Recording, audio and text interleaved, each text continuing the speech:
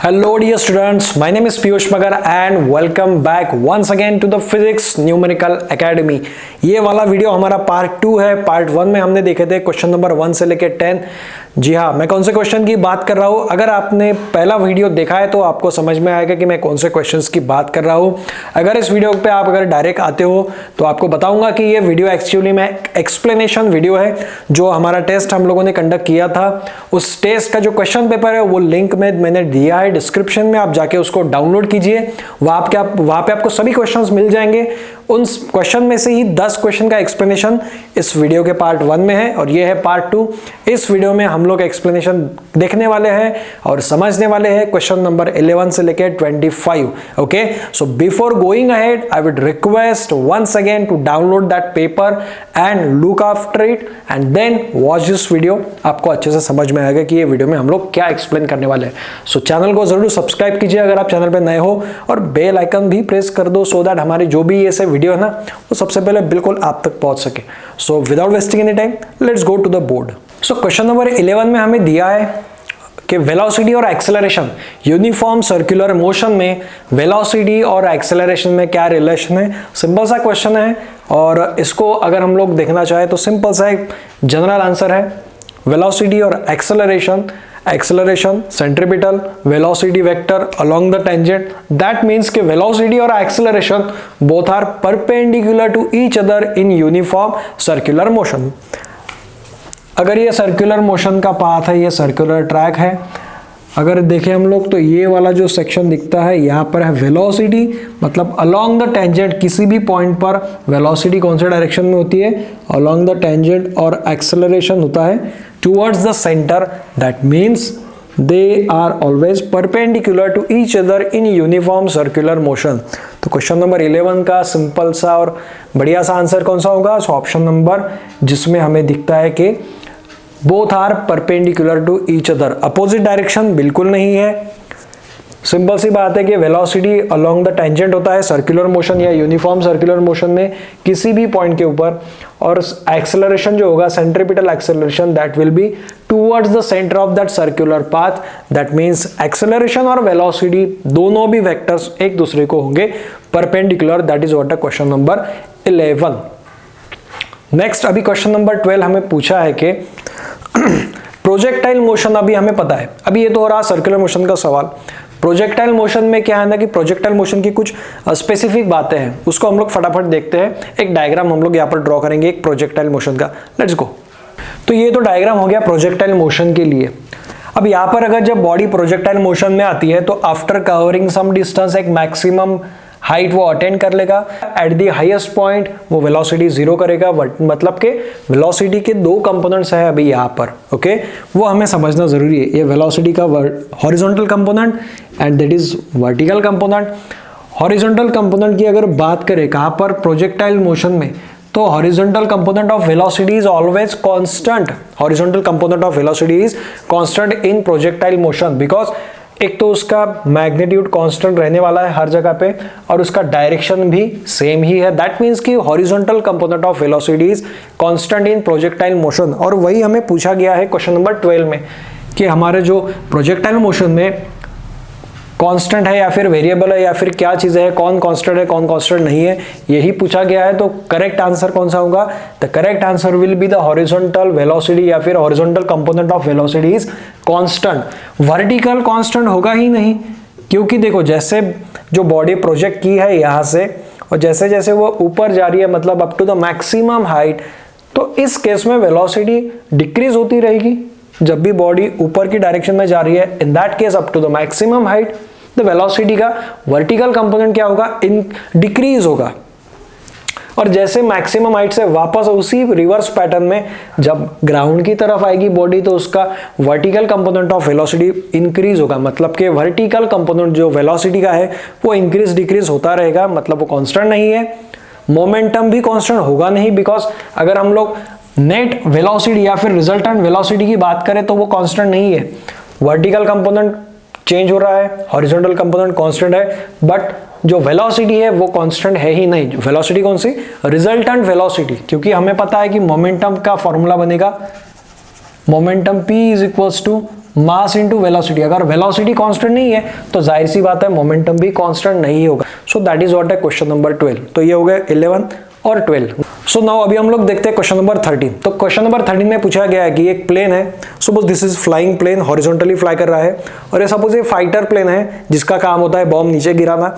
तो जैसे ही ये बॉम्ब यहाँ से फायर करेगा या फिर प्रोजेक्ट करेगा तो कुछ इस तरह से जाएगा नीचे, ठीक है। मतलब ऐसा हो गया कि ऐसा सीधा वर्टिकली डाउनवर्ड नहीं जाता है कभी भी, वो हमेशा एक पाथ फॉलो करेगा, वो प्रोजेक्टाइल मोशन में आएगा। और वो जो बॉम्ब है जो हॉरिजॉन्टल प्लेन से ड्रॉप किया है, मतलब if this is the plane horizontally going on, इसमें से अगर बॉम्ब हम लोग प्रोजेक्ट करते हैं तो कुछ इस तरह से नीचे जाएगा। मतलब ये जो पाथ दिखता है ये कौन सा पाथ है? It is the parabolic path. ये कौन सा पाथ है? Parabolic path. तो क्वेश्चन नंबर 13 का आंसर क्या बनेगा? इट विल फॉलो कौन सा पाथ?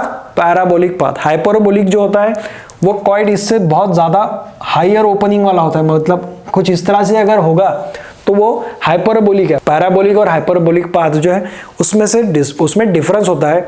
जो हाइपरबोलिक होगा उसके जो ओपनिंग डिस्टेंसेस है वो बड़ा होगा एज कंपेयर टू पैराबोला। तो आपको राइट नाउ यही ध्यान में रखना है कि अगर हॉरिजॉन्टल प्लेन से अगर कोई बॉम्ब प्रोजेक्ट होगा तो वो पैराबोलिक पाथ में ही नीचे आएगा, प्रोजेक्ट होगा। So option correct is that parabolic for that question number 13। Next is question number 14। वहां पर फिर से प्रोजेक्टाइल मोशन ही पूछा गया है।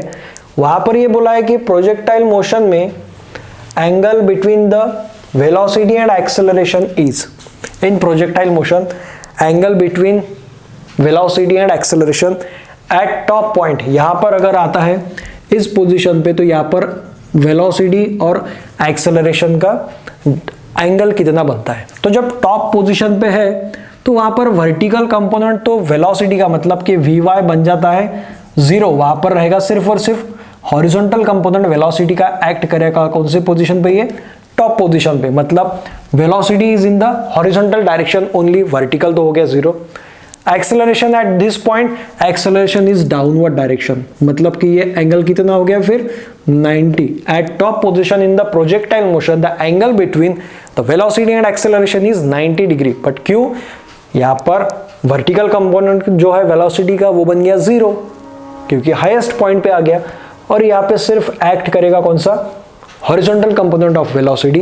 एक्सेलरेशन तो डाउनवर्ड डायरेक्शन में है, सो ये दोनों भी एक दूसरे को परपेंडिकुलर है। That means the angle between that acceleration and velocity is 90 degree at that top point in the projectile motion. So that is what the question number 14। Next अभी हम लोग देखते हैं क्वेश्चन नंबर 15। आप भी साथ ही साथ इसको लिखो, प्रैक्टिस करो। जितना प्रैक्टिस करोगे उतना आपको अच्छे से चीजें समझ में आएगी। अदरवाइज आप सिर्फ वीडियो देखोगे और खुद करोगे ही नहीं तो आपको चीजें समझने में भी दिक्कत होगी और आपको ये बार बार देखना भी पड़ेगा। So don't waste your time, do it at the right time. साथ ही साथ इस वीडियो को देखते हुए आप पैरेलली अपनी बुक में भी ये चीजें लिखो, सॉल्व करो। So let's see that question number 15। Next अभी हम लोग देखते हैं क्वेश्चन नंबर 15। तो क्वेश्चन नंबर 15 में पूछा गया कि which of the following statement is not true about the Newton's third law of motion. अब Newton's third law of motion क्या कहता है पहले तो हमें पता होना चाहिए। थर्ड लॉ ऑफ मोशन, तो for every action there is equal and opposite reaction. मतलब कि suppose this body is there, ये इस पर हम लोग अगर फोर्स अप्लाई करेंगे, सपोज F1, अगर ये एक्शन फोर्स है तो वो बॉडी भी चाहे वो रेस्ट में होगी या मोशन में होगी, वो F1 फोर्स उस पर लग रहा है, मतलब हम लोग उस पर F1 एक्शन फोर्स अप्लाई कर रहे हैं, तो वो बॉडी भी वहाँ से माइनस F1 फोर्स अप्लाई करेगी जिसको हम लोग बोलते हैं रिएक्शन फोर्स। मतलब कि एक्शन और रिएक्शन दो डिफरेंट बॉडीज पे अप्लाई हो रहा है। एक बॉडी सपोज अगर हम लोग यहाँ पर है, this body is applying force F1, मतलब कि action force on this body, suppose this body B1, this is B2, B1 apply कर रही है फोर्स F1 ऑन B2, तो इक्वल एंड अपोजिट मतलब कि माइनस F1 फोर्स ये रिएक्शन फोर्स अप्लाई कर रही है B2 ऑन B1। मतलब कि Newton's third law of motion no doubt है कि एक्शन रिएक्शन फोर्स है, बट ये जो एक्शन और रिएक्शन फोर्सेस है वो दो डिफरेंट बॉडीज पे अप्लाई होंगे। इसका बेस्ट एग्जांपल क्या है? सपोज वंस आप लोगों ने बहुत बार किया होगा, आप आपका क्रिकेट का बॉल या फिर कोई भी बॉल उठाइए और उसको दीवार पे फेंक के मारिए। उस वक्त क्या होगा, suppose this is a wall और ये जो बॉल है इस पे हिट कर रहा है, तो इस केस में बॉल इस दीवार पर, okay, this ball is applying the action force on this wall, तो उसके रिप्लाई में ये वॉल इसके ऊपर एक रिएक्शन फोर्स अप्लाई करेगी। मतलब एक्शन फोर्स कौन अप्लाई कर रहा है, ball applying on that wall, और वॉल उस पे क्या कर रही है, उस बॉल के ऊपर रिएक्शन फोर्स अप्लाई कर रही है। मतलब कि action reaction forces are applied on the different bodies. और वहां पर जो स्टेटमेंट दिया है कि एक रॉन्ग स्टेटमेंट है क्वेश्चन में, मतलब ऑप्शंस में, कि action reaction forces acts on the same body, so that is the wrong option, because action reaction forces जो है वो equal and opposite forces तो होते हैं, but वो जो दो different bodies है उसके ऊपर वो forces apply होते हैं। और थर्ड लॉ हमें पता है कि एक्शन रिएक्शन फोर्सेस है, कॉज रिएक्शन फोर्स भी हम लोग उसको बोल सकते हैं। So that is what the option for the question number 15 के action reaction forces acts on the different body, ना के सेम बॉडी।